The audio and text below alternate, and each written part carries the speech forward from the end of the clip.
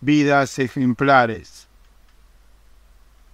San Antonio de Padua, el santo de los milagros.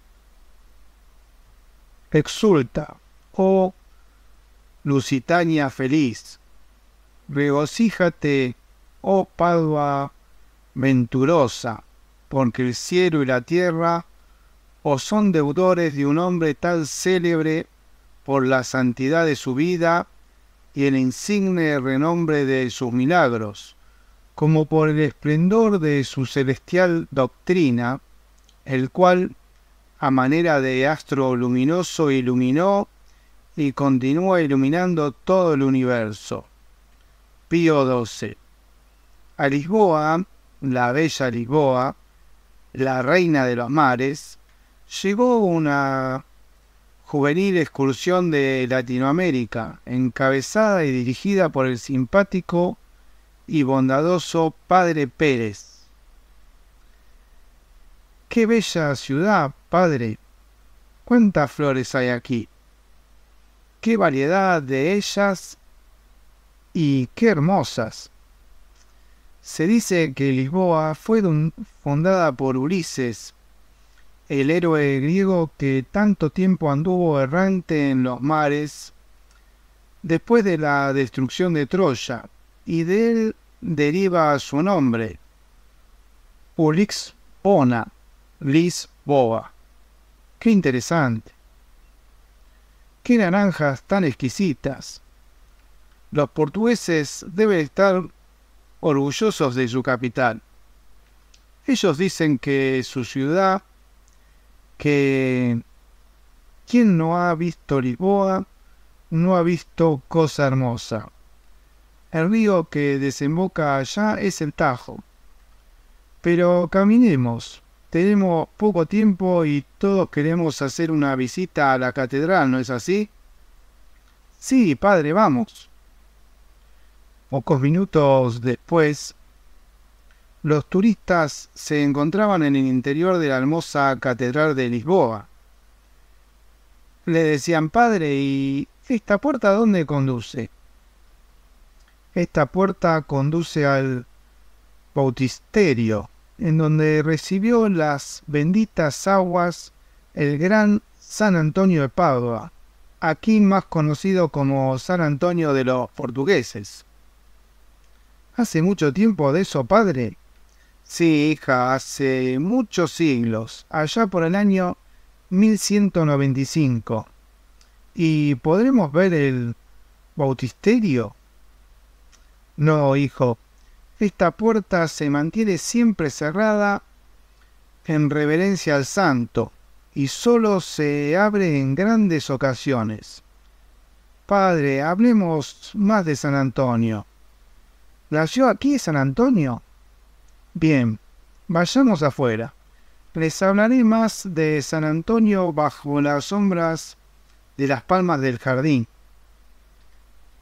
El 15 de agosto de 1195, hijos míos, fue una fecha gloriosa para los portugueses, porque ese día nació aquí, en Lisboa, San Antonio de Padua, hijo de un nobilísimo y rico matrimonio. Antonio gozaba de todo el bienestar y las comodidades que en aquel siglo podían tenerse. ¿Y cómo se llamaban sus padres? Su padre se llamó Antonio y su madre María. San Antonio no fue bautizado con el nombre de Antonio, sino con el nombre de Fernando. Ya les contaré más adelante cuándo fue que cambió de nombre. Fernandito fue desde sus más tiernos años devotísimo de la Virgen Santísima y su mayor placer era la oración. Fue un hijo muy obediente. Cuenta la leyenda que un día se hallaba con su padre en una propiedad campestre. La cosecha del trigo estaba ya próxima y le dijeron: mira, hijito, tengo que ausentarme por algunas horas, pero te voy a encargar que espantes continuamente a estos gorriones, pues de otra suerte se van a comer todo el trigo. ¿Harás, verdad? Él contestó, sí, papá, cuidaré de que no se acerquen. A lo lejos se veía un campanario y Fernandito, tan amante como era de Jesús Sacramento, sintió deseo de ir al templo. Empezó, ¿no sería posible reunir a los pájaros en alguna parte y dejarlos encerrados? Mientras voy a visitar a Jesús sacramentado. Lo intentaré. Pajaritos, yo no puedo estar aquí cuidando de vosotros. Entrad en ese granero vacío mientras vuelve mi padre. Yo voy a orar a la iglesia. Los voraces gorriosillos obedecieron la orden del pequeño, y uno a uno fueron entrando al granero. Fernandito cerró la puerta con cuidado y luego corrió alegremente hacia el templo. Horas después, don Antonio halló a su hijo en la iglesia. Le comentó, ¿cómo es que me desobedeciste, hijo? ¿No es eso lo que te hemos enseñado tu madre y yo? A estas horas los gorrioncillos deben haber acabado con el trigo. Él le dijo, no, papá, puedo asegurarte que esos gorriones no han comido un solo grano.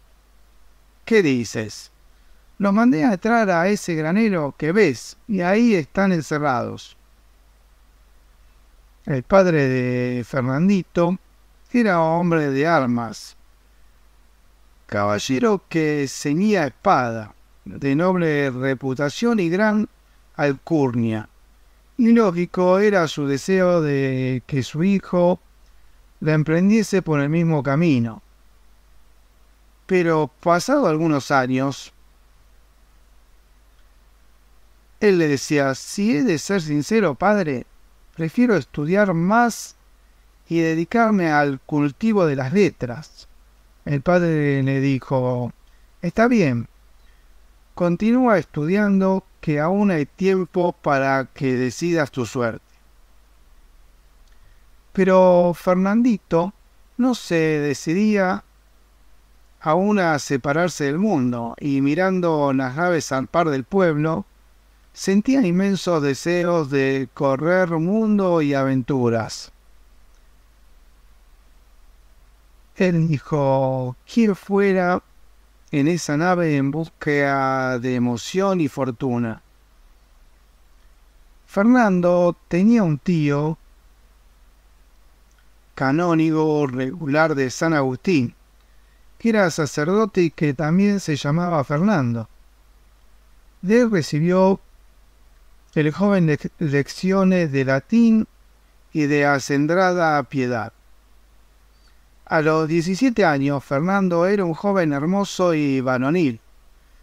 Servía como clérigo en la catedral y continuaba estudiando incansablemente.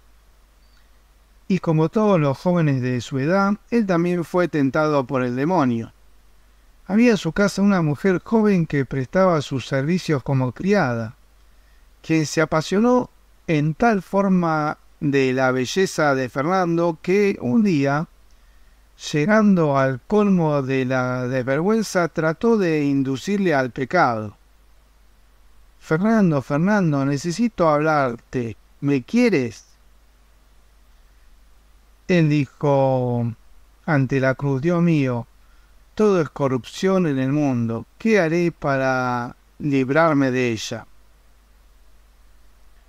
Lo que escuchó, si quieres ser perfecto, ven y sígueme. Fernando se fue a San Vicente de Fora, junto a esta ciudad de Lisboa. Ahí vistió el hábito de los canónigos regulares de San Agustín y vivió 2 años como un perfecto religioso. Un día en que sus padres y algunos parientes fueron a visitarle, le decían: ha de ser muy duro para un joven como tú y de tan noble cuña vivir estas austeras paredes. ¿Quién te asegura que podrás resistirlo mucho tiempo? Tu vocación es firme, pero realmente las palabras de tu tío no carecen de prudencia. ¿Has pensado en lo que aún te queda de vida por delante? Se decía: cada uno es dueño de sus actos, pero a veces las cosas se hacen sin pensarse bien y pueden traer pesar más tarde. Él contestaba: oh, por favor, déjame.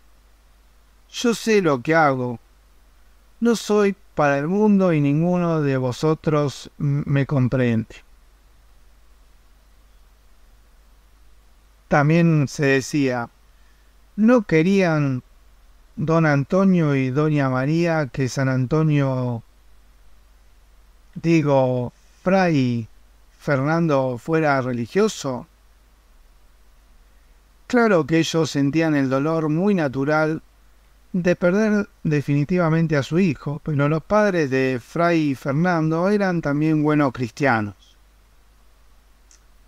La continua insistencia de sus parientes porque abandonara la vida religiosa impulsó a Fray Fernando a pedir a sus superiores que le enviasen a otro convento lejano. Las razones que me acabas de manifestar son convincentes. Te enviaré a Coimbra, donde será difícil que tus parientes te molesten.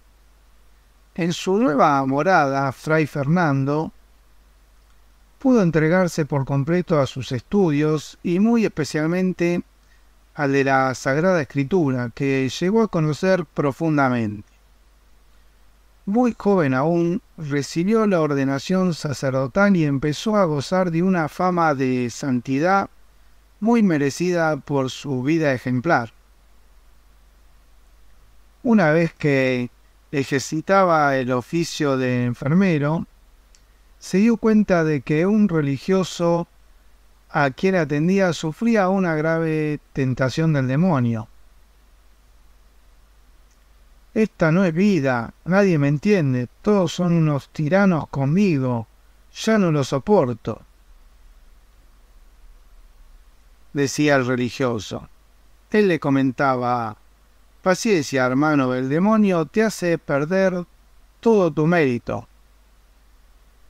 ¿Sientes frío?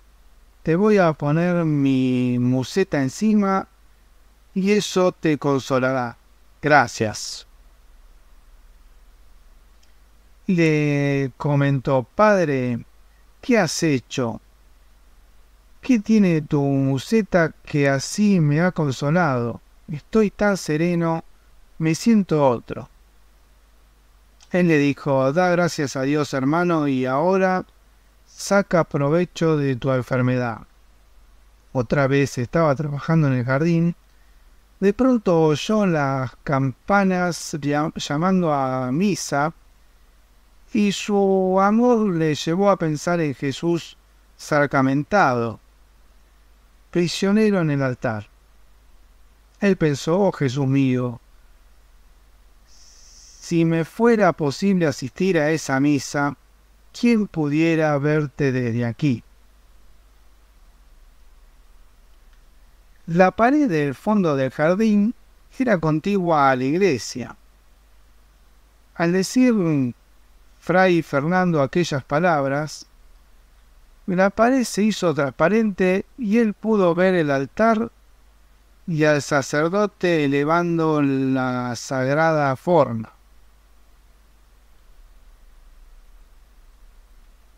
Él dijo: gracias, Dios mío. La península ibérica está llena de sarracenos y en Marruecos martirizan a los cristianos. Oh, sería tan fácil ser mártir si pudiera ir a Marruecos. Fray Fernando gustaba de ocuparse en los oficios más humildes para ejercitarse en esta virtud, pero eso algunas veces desempeñaba el puesto de portero en la abadía de Santa Cruz. Por aquel entonces San Francisco de Asís fundaba su orden de los frailes menores y enviaba a algunos a España y Portugal. Cerca de Coimbra, en San Antonio de los Olivares, se habían instalado 5 frailes franciscanos en un pobrísimo convento. Raras veces se veía a los humildes frailes en Coimbra. Llegaban ahí de vez en cuando, de 2 en 2, para pedir limosna, un pedazo de pan. Un día, en que Fray Fernando estaba en la portería, llegaron hasta ahí 2 de ellos. Uno dijo: ¿podría vuestra reverencia socorrernos con alguna limosna? Él le dijo: sin duda alguna, pasen, hermanos, pasen y tomen descanso. ¿Quiénes son ustedes y de dónde vienen? Somos frailes menores. Nuestro convento está en San Antonio de Olivares y es nuestro fundador y padre Fray Francisco de Asís. Él contestó: ¿y son muchos los frailes de esta nueva orden? No muchos todavía, pero gracias a Dios ya hay algunos que partieron llevando nuestra fe a tierra de infieles. Nuestro padre Francisco fue primero a Persia, deseoso de encontrar el martirio, pero regresó muy honrado por el sultán y muy triste de no haber podido hacer nada por aquellos lugares. Pronto irán algunos a Marruecos. Él dijo: ¡qué dicha! Ellos sí podrán ser mártires. ¿Y cuántos son los que están con ustedes en Olivares? Somos 5 por todos: Fray Bernardo, Fray Pedro y Fray Alsuto, que se han quedado hoy en el convento, y nosotros 2. Él se llama Fray Acurcio y yo Fray Otón. ¿Y son todos italianos? Sí, todos somos italianos. Nuestra vida es la pobreza, nuestro lema, predicar el Evangelio. Cuando los franciscanos se despidieron, Fray Fernando sintió el corazón lleno de nuevos anhelos, del ideal de aquellos hermanos, del sentimiento franciscano. Él pensó: esto es lo que yo tanto he anhelado. Esa vida es la que yo quiero. Ellos podrán ser mártires y yo no. La simpatía de Fray Fernando por aquellos pobrecillos fue en aumento cada día, y sus momentos más agradables eran cuando los que pasaba charlando con ellos cada vez que llegaban hasta la abadía en búsqueda de pan. Pero un día, uno de ellos le dijo: así que muchas gracias por todo, Fray Fernando. Dios os pague todas las atenciones y la caridad que con nosotros tuvisteis. Él le dijo: ¿con que os vais a Marruecos? Sí, por fin nuestro padre Francisco nos envía allá. Fray Fernando vio partir a los frailes y algo en su alma le hacía presentir la gloria de aquellos 5 franciscanos. Él pensaba: benditos sean, si yo pudiera ir con ellos. Poco tiempo después, los 5 franciscanos eran sacrificados en Marruecos. La noticia llegó pronto a Coimbra, en donde esperaban con ansia sus cadáveres. un hermano del rey Alfonso de Portugal, llamado Don Pedro, que entonces se hallaba en Marruecos, rescató como pudo de las turbias enfurecidas los cadáveres de los 5 mártires, y desde Galicia envió los cuerpos a Coimbra, de donde fueron recibidos por el rey Alfonso y la reina Urraca. En medio de las aclamaciones del pueblo, los restos de los mártires fueron llevados a la bahía de Santa Cruz, para darles ahí honrosa sepultura. Los canónigos regulares recibieron el sagrado depósito. Entre ellos estaba Fray Fernando, quien al recordar las santas conversaciones tenidas con los martirizados, sintió que se agigantaba su sed de martirio y su deseo de ocupar un puesto en el apostolado.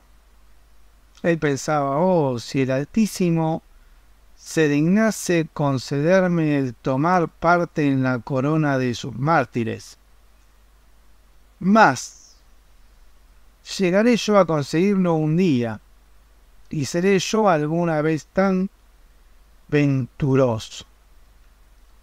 Mientras tanto, los nuevos frailes menores que ocupaban San Antonio de los Olivares continuaban frecuentando Santa Cruz, ya no solo en busca de limosna, sino para venerar los despojos mortales de sus 5 hermanos. Las conversaciones de Fray Fernando con los frailes franciscanos iban haciéndose cada vez más fervorosas y las preguntas acerca de su vida más insistentes. Y una vez en que hacía oración en su celda, vio a los 5 franciscanos martirizados, llevando palmas en las manos, le sonrían diciéndole: ¿por qué no nos sigues? Desde entonces, Fray Fernando ya no pudo pensar en otra cosa sino en ser hijo de Fray Francisco de Asís. Y una tarde en que los pobrecillos de los Olivares se hallaban en Santa Cruz, él dijo: deseo irme con vosotros, ¿me aceptáis? Con los brazos abiertos, Fray Fernando, pero ¿cómo haréis para conseguirlo? Es difícil, en verdad. Hablaré con mis superiores. Nos sentiríamos muy felices de tenernos entre nosotros. Así fue como él consultó diciendo: ya sé que vuestra reverencia me estima y conozco el aprecio de mis hermanos los canónigos regulares. Pero Dios me llama por otro camino. Yo quiero ser apóstol en otra orden más austera que la nuestra. Le dijeron: Fray Fernando, muy a mi pesar, te concedo el permiso. Si después vienes a pedir limosna a tus antiguos hermanos, notarás la diferencia entre esta y la vida que quieres llevar. No olvides que fuiste muy rico, de familia ilustre. Sí, vete pues, que así te harás apóstol, como si no pudiera hacerlo aquí también, como si nosotros no lo fuésemos. Parece que nos tienes en menos. Eso se deduce de tu deseo de ser apóstol en otra parte. Vaya una gracia. Fray Fernando fue recibido con los brazos abiertos por sus nuevos hermanos de los franciscanos, que veían en él a un sabio y santo sacerdote que Dios les enviaba. Fue entonces cuando cambió su nombre por el Fray Antonio. Pasó el tiempo y todavía hoy siguen pidiendo limosna a los frailes franciscanos en la abadía. Los canónigos la dan gustoso en recuerdo de San Antonio. Así le dicen: pasad, hermanos franciscanos, los canónigos regulares tienen a honra daros de limosna los que hubiera bastado para sustentar a Fray Antonio, nuestro antiguo Fray Fernando, durante una semana. Después de algunos meses hecha su profesión, Fray Antonio pidió ser enviado a Marruecos. Él decía: sí, padre, estoy decidido. Para eso principalmente pedí ser hijo del padre Francisco. ¿Puedo contar con vuestra bendición? Le dijeron: la regla dice que si algún fraile, movido de lo alto, quisiera ir a predicar y a convertir a los infieles, vaya con el permiso de su provincial, el cual en esto no se oponga al súbdito, mas denle licencia. Yo os la doy y que Dios os acompañe. Gracias, padre. Pero Dios no quería a Antonio como mártir, y en Marruecos cayó gravísimamente enfermo hasta quedar hecho un esqueleto. Resignado, volvió a Portugal. Él pensó: servirte, Dios mío, era todo mi anhelo, y dar mi vida por ti, pero ya que no has querido así, heme aquí, hágase en mí tu voluntad. La nave fue arrojada a las costas de Sicilia, y ahí desembarcaron Fray Antonio y su compañero. Ecco, che la città di Messina vi sono frati francescani. Gracias. Gracias a Dios encontraremos frailes menores en Messina. ¡Qué alegría! Antonio y su compañero se repusieron pronto de sus fatigas al amparo de sus hermanos, los frailes menores de aquella ciudad. De modo que ya se sienten ambos bien, le dijeron. Él dijo: Fray Antonio me parece que ya está completamente bien. Yo también lo estoy, por lo cual, ya que Dios ha querido enviarnos tan lejos de Portugal, hemos pensado en ir a Asís y ponernos a las órdenes del padre Francisco. ¿Y sentís deseos de conocerle? Sinceramente sí. Nos han dicho que pronto se reunirá un capítulo general y parecenos esta es una buena oportunidad para realizar nuestros deseos. Lo es. Ya lo creo que lo es. El capítulo se reunió y se llamó de las esteras. Más de 5.000 frailes llegados de todas partes escucharon emocionados la palabra del padre Francisco.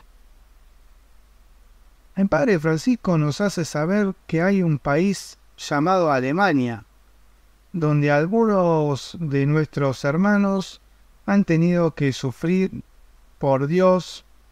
El que desee ir a dicho país, levántese y póngase a un lado.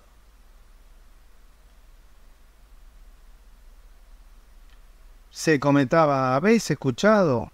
¿No eran vuestros deseos ser mártir? Él dijo: yo no quiero mezclar mi propia voluntad a ninguno de lances de mi vida. En adelante haré solamente lo que se me ordene. Por eso no me pongo de pie. Mi vida será únicamente la que Dios disponga de ella. Cuando el capítulo terminó, todos los frailes y demás personas que a él habían asistido comenzaron a regresar a sus respectivas residencias. Le preguntaron: ¿a dónde piensas ir? No lo sé, no lo he pensado realmente. Pero ¿no deseabas hablar con el padre Francisco? Deseaba ardientemente conocerle. Ya lo he visto, le he escuchado. Así que piensas marcharos sin hablar con él. El padre Francisco es persona muy ocupada, hermano. Yo no tengo una razón o suficientemente importante como para distraer su valiosísimo tiempo. En su gran humildad, Fray Antonio sintió el deseo de pasar inadvertido y se unió a unos frailes que se dirigían al eremitorio de Montepaolo y vivió algún tiempo con ellos sin manifestar sus conocimientos. Pero pocos meses después sucedió que hubo una reunión de franciscanos y dominicos con motivo de una ordenación sacerdotal. Se dijo: como ministro provincial, invito muy atentamente a algunos de los reverendos frailes dominicos predicadores a dirigirnos la palabra. Usted, padre, díganos algo. No es ese mi puesto. Yo no sé hablar. Vos, padre. Muchas gracias, reverendo padre. No me siento inspirado. Prefiero no hablar ahora. ¿Qué haremos? Alguien tiene que hablar. Fray Antonio es sacerdote. Quizás él pueda. Fray Antonio, hablad vos. Pero padre, yo no quisiera. Os ordeno que habléis, Fray Antonio. Sí, padre. Fray Antonio comenzó a hablar serenamente al principio, pero fue tal la elocuencia y la ardiente inspiración que poco a poco fue poniendo en su discurso que todos quedaron sorprendidos y maravillados de su capacidad como orador.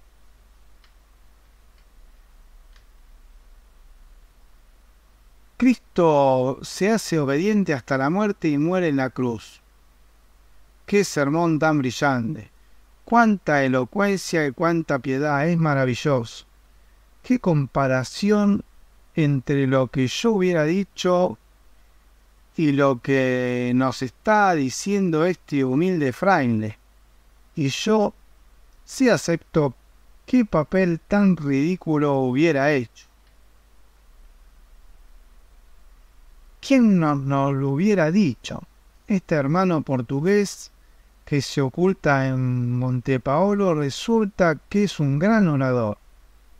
Desde entonces, Fray Antonio fue nombrado predicador general de la orden y sería imposible señalar todos sus sermones y los lugares en donde los pronunció. Padre, cuéntenos de sus milagros. Bien, para allá voy, calma. En Rimini había muchos herejes llamados patarinos. Si dejamos que éste predique a su antojo, decían, correremos el riesgo de perderlo todo. Hay que evitarlo. La mejor forma es haciéndolo desaparecer. Pero debemos hacerlo sin que parezca homicidio. ¿Qué se te ocurre? Decían los herejes. Déjenlo de mi cuenta. Ustedes procuren que acepte una invitación a comer y yo me encargo de que la comida no le siente bien. Los herejes invitaron a Fray Antonio a comer y él, por atraérselos y no parecer descortés, aceptó. Antonio bendijo la comida y se puso a saborearla. ¿No te olvidaste de mezclar el condimento ese en toda la comida del fraile? No, pierde cuidado, que el efecto se hará sentir pronto. Los herejes dijeron: tome usted de todo, padre.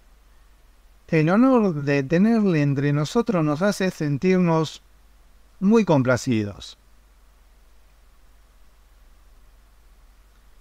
Él dijo: ora comáis, ora bebáis. Hacedlo todo en honra de Dios. ¿No es eso lo que nos enseña San Pablo? Gracias por vuestra amabilidad. También dijo: bien, la comida estuvo exquisita, gracias, en que Dios os pague vuestra caridad. Gracias a usted que aceptó sentarse en nuestra mesa. Fray Antonio se despidió de los herejes y empezó a caminar, al mismo tiempo que comenzaba una prédica. Los herejes le siguieron esperando verle caer, pero esto nunca sucedió.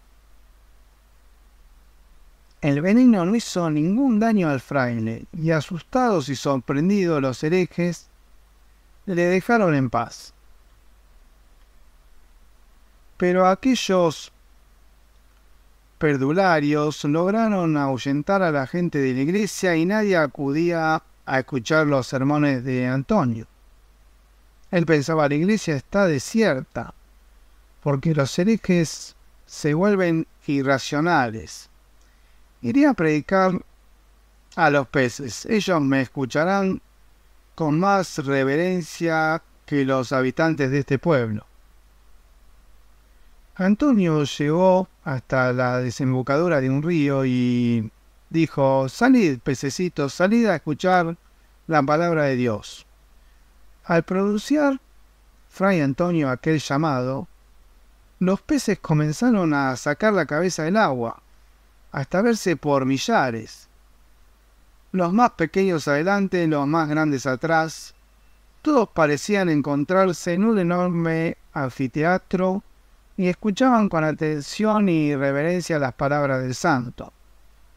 Él decía: hermanos míos, peces del agua, ya que los hombres no quieren oír la palabra de Dios, escuchad vosotros. Sed agradecidos con nuestro Creador, que tan bueno ha sido con vuestra especie.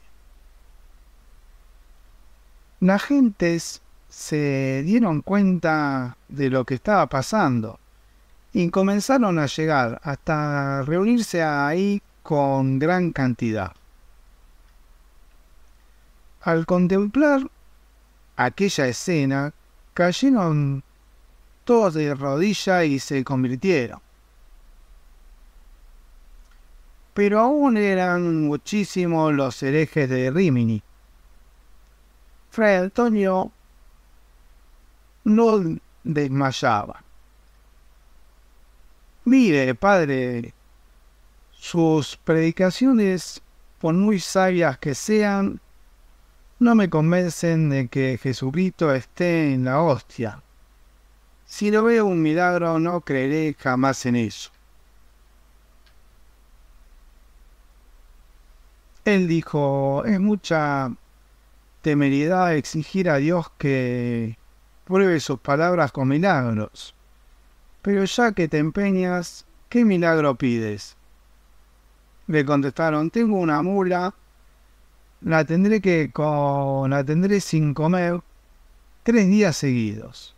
Después de eso, yo le ofreceré pienso y usted le mostrará una hostia consagrada. Si la mula se arrodilla ante su hostia, y no come antes, creeré en la presencia divina en la Eucaristía. Él dijo, está bien, Bombilio, nos veremos dentro de 3 días aquí en la plaza. Le contestó, muy bien, dentro de 3 días. Oyeron todos, no falte nadie. Antonio ayunó los 3 días y no cesó de orar un momento, pidiendo a Dios le ayudase en aquel difícil trance. Cuando el día llegó, al abrir las puertas de la iglesia, Fray Antonio se quedó atónito ante el escenario que tenía delante. La plaza estaba atestada de gente que ansiosa esperaba presenciar la prueba. En el centro le esperaba Bombillo con la mula hambrienta. Fray Antonio avanzó hacia el animal, llevando en alto la custodia con el Santísimo. Mientras sus labios se movían apenas, en silenciosa oración, no se escuchaba un solo ruido. Todo era expectación. Le dijeron, bien, padre, ambos estamos a igual distancia de la mula. Veremos cuál de las 2 ofrendas prefiere. Suelta la mula. La mula, al sentirse libre, comenzó a moverse primero, sin tomar una determinada dirección. Luego se acercó al piezo y empezó a olfatearlo. En los labios de Bombillo se insinuó una sonrisa de triunfo. Mas de pronto, la mula se volvió hacia la Eucaristía. Se acercó lentamente al Santísimo y después de doblar las manos inclinó la cabeza hasta el suelo y permaneció así largo tiempo. El silencio era impresionante. De pronto Bombillo comenzó a doblar lentamente las piernas hasta quedar arrodillado junto a la mula. Los demás siguieron su ejemplo y un instante después nadie quedó en pie. La multitud emocionada se rindió por fin ante aquel milagro. Cuando Fray Antonio se retiró con su preciosa ofrenda, la mula se volvió al pienso y comenzó a devorarlo con desesperación. Y la gente siguió a Fray Antonio cantando el Miserere Nobis, en jubilosa procesión tras el Santísimo, hasta el interior de la iglesia, en donde el santo no encontraba palabras para agradecer al Señor aquel favor. De Rimini, Antonio fue a Sicilia, en donde continuó sus milagros y fundó muchos conventos. Gracias a usted, padre, ya tenemos iglesia. Ojalá tuviéramos también campana para la torre. En San Mauro hay una gran campana que nadie usa. ¿Quién sabe si... Llévame allá, lo intentaremos. Señor alcalde, mis hermanos necesitaban una campana. ¿No quieren ustedes, por amor de Dios, regalarnos esta? Le dijeron, por un santo como usted, nada será imposible, llévela, pero con la condición de que nadie le ayude a cargarla. Ante los ojos asombrados de los labriegos, ante burlones, Antonio levantó él solo la enorme campana y se la echó a cuesta. Gracias, hermanos. El Señor os lo pague. Antonio empezó a enseñar a sus hermanos y estos aprendían con entusiasmo, y un día, para que esa cara de alegría que tienes, Antonio, ¿a qué se debe? ¿Quién os ha escrito? Él dijo: nuestro seráfico, padre Francisco de Asís. Dice así: me agrada que enseñes sagrada teología a tus hermanos, siempre que con este estudio no sufra detrimento en ti ni en ellos. El espíritu de santa oración y devoción, conforme a lo que está escrito en la regla, Dios te guarde. De este modo, San Antonio fue el primer maestro de la orden seráfica. Hoy, por decreto de la Santa Sede, es también doctor de la Santa Iglesia Universal. Por aquel entonces llegó a preocupar mucho a San Francisco de Asís el problema de los albigenses en Francia.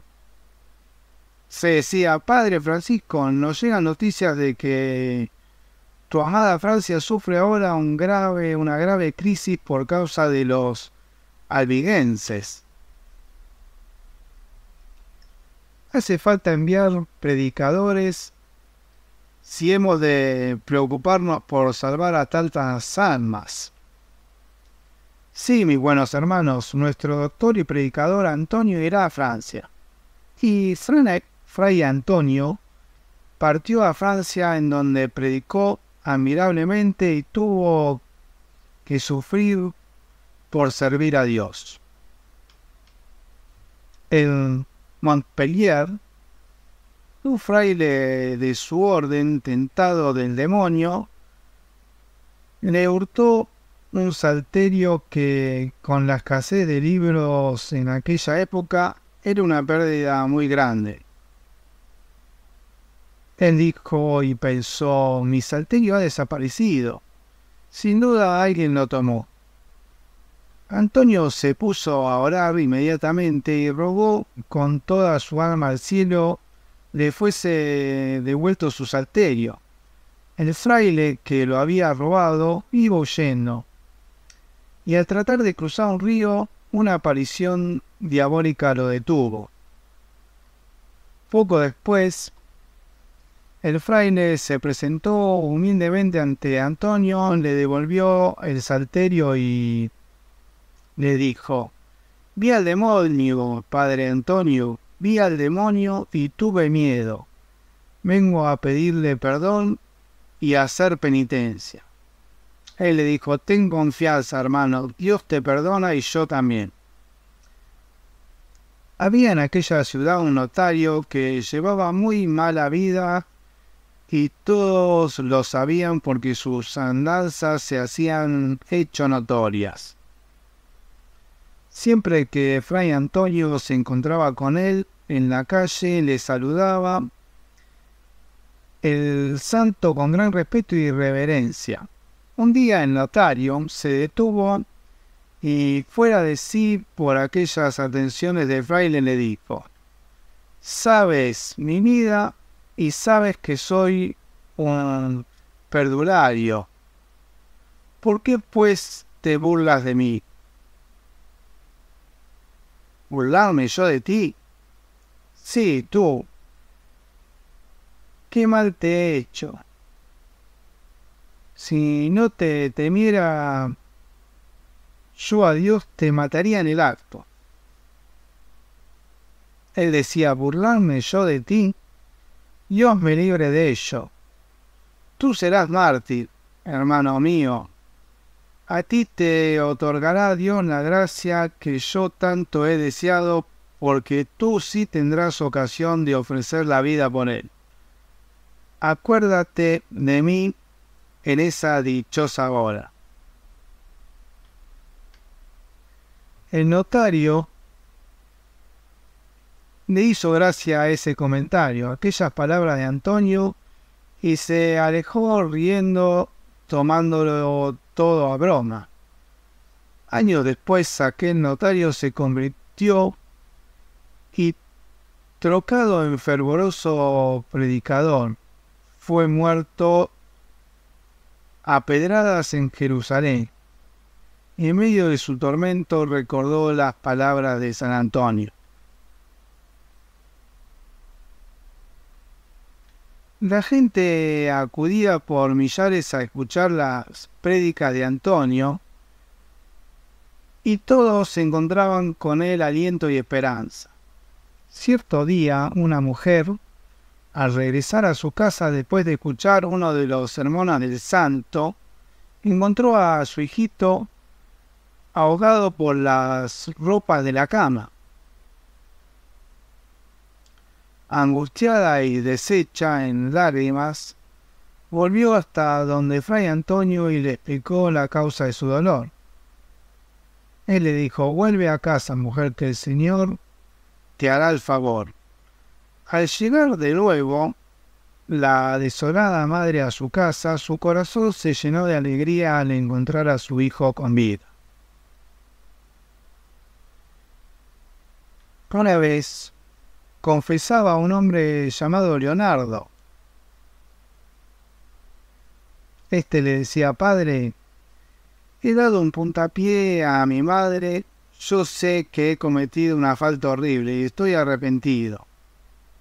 Él le dijo: es un pecado muy grave, hijo. Casi mereces que alguien te cortara el pie.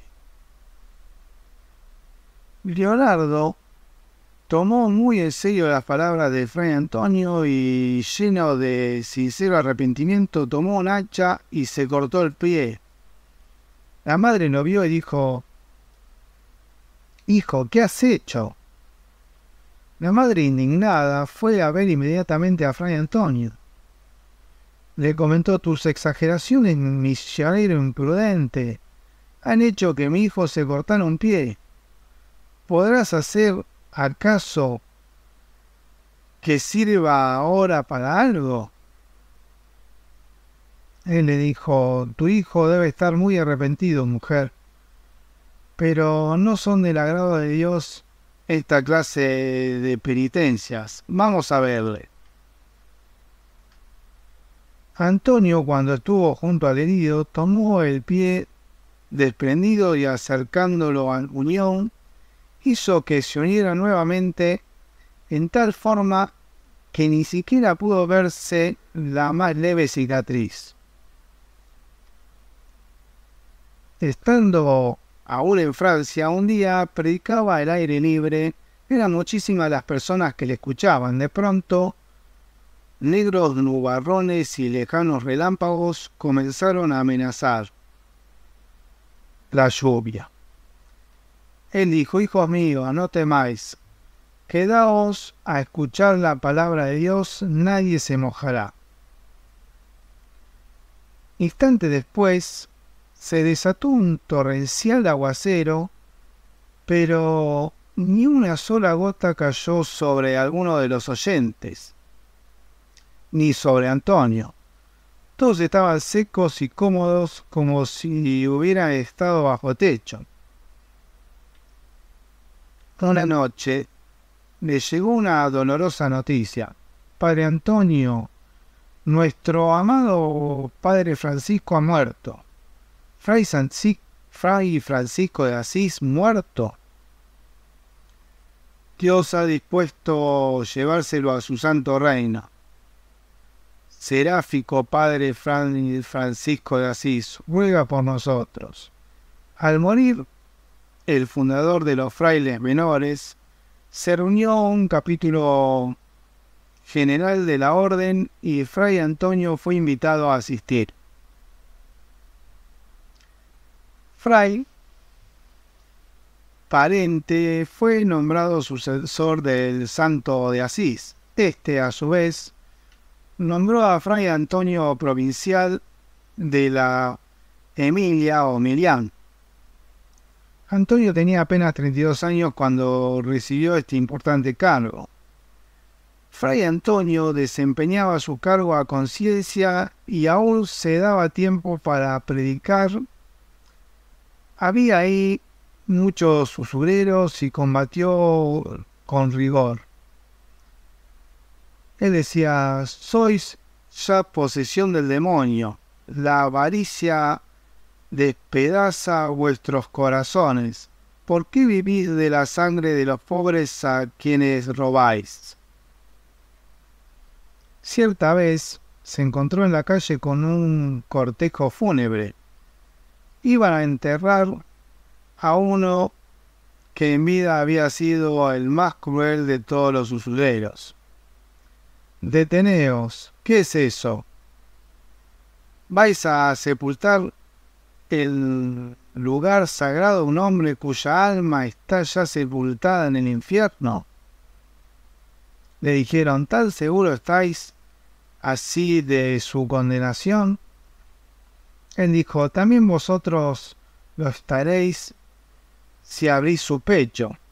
Encontraréis que no tiene corazón, porque su corazón se ha quedado donde siempre estuvo, en la caja en donde guardó sus tesoros.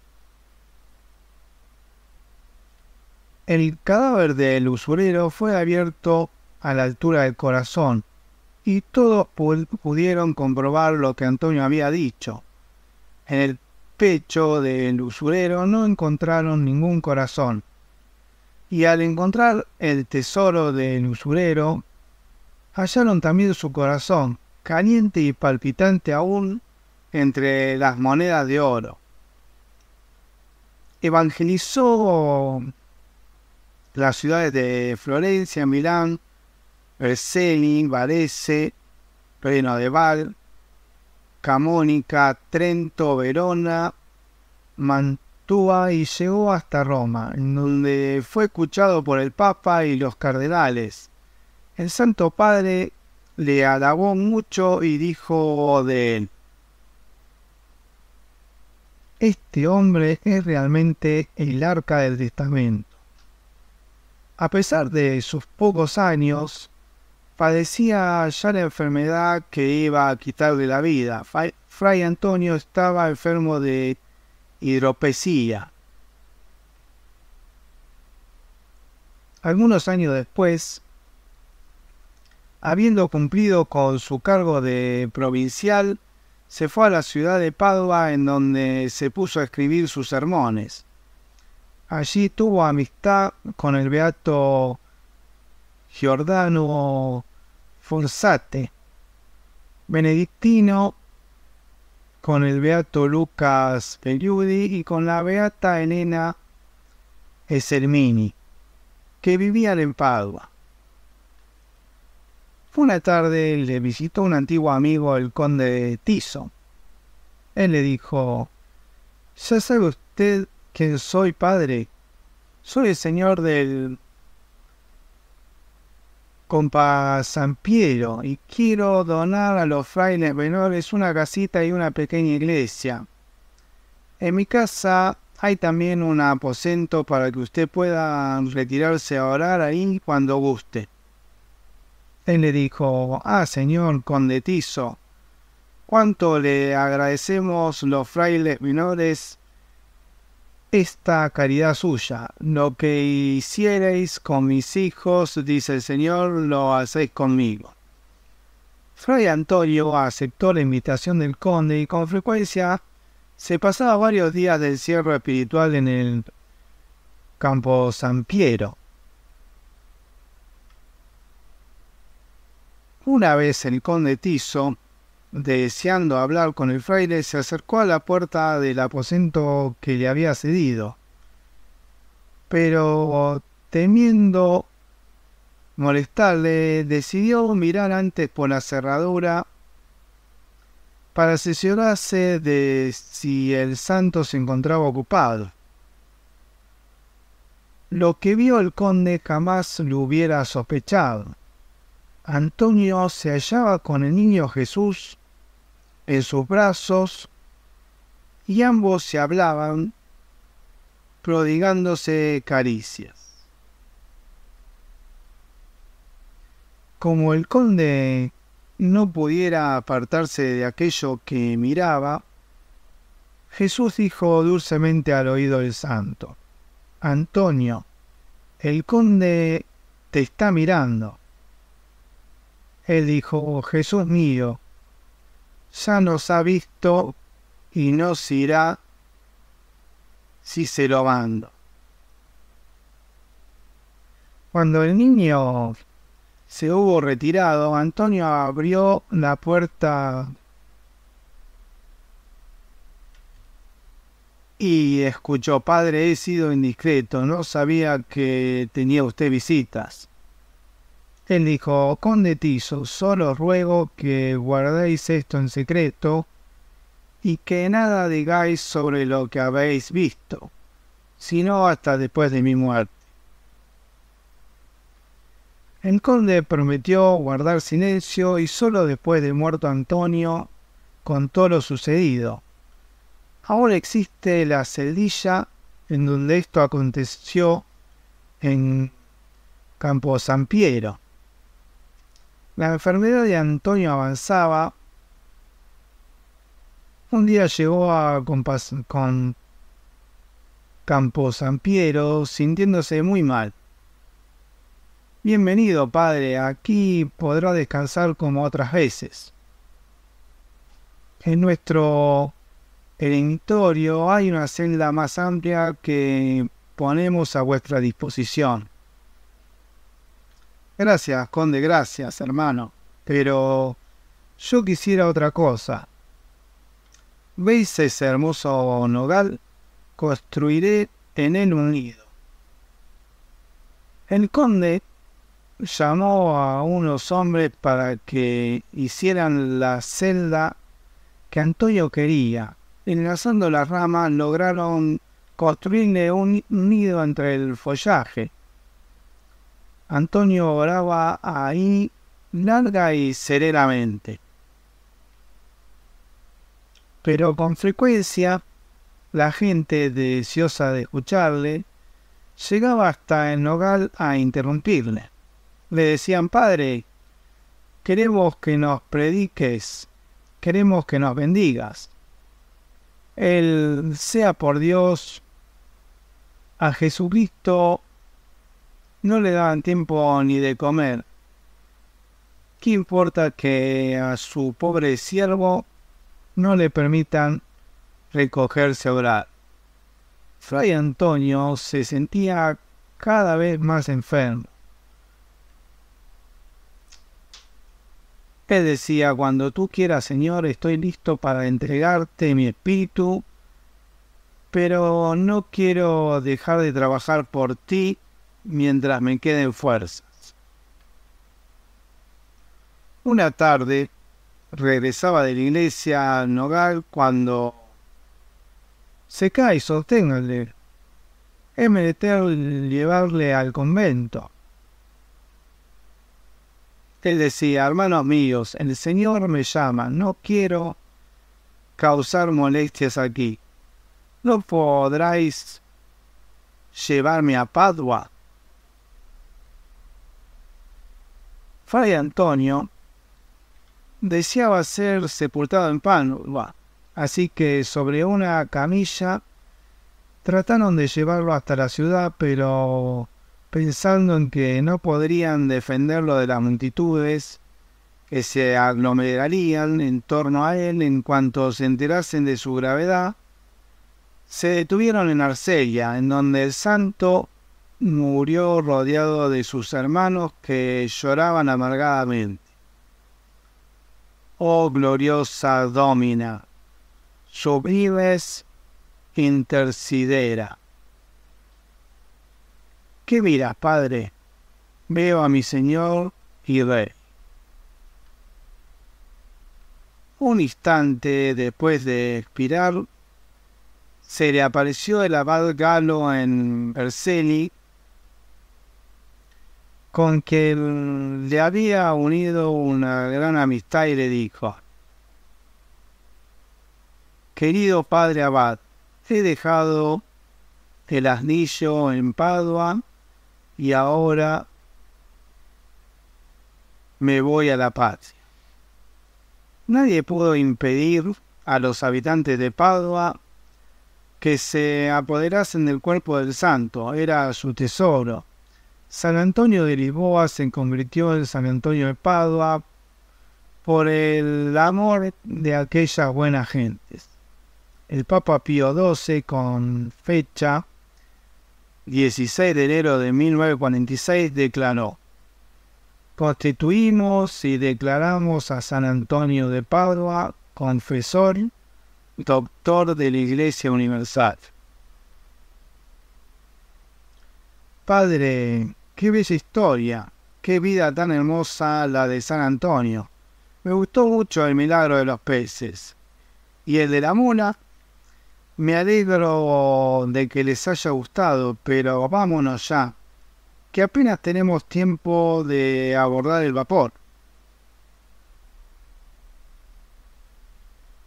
Adiós Lisboa, hasta otra vez, bella ciudad.